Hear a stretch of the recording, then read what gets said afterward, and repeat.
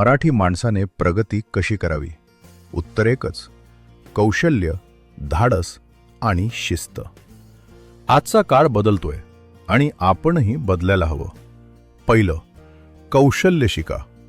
Digital, तंत्रज्ञान, व्यापार किंवा तुमच्या आवडीचं कोणतंही क्षेत्र.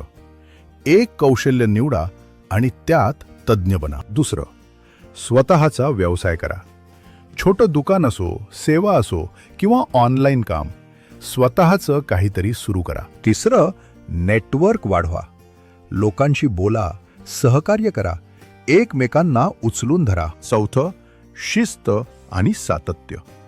वेळेचं नियोजन, पैशाचं व्यवस्थापन आणि रोज काहीतरी नवीन शिकण्याची सवय. मराठी माणूस प्रामाणिक, मेहनती आणि हुशार आहे.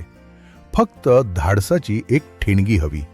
आज एक छोटं पाऊल टाका, कारण प्रगती ही थांबणाऱ्यांना नाही, पुढे चालणाऱ्यांना मिळते.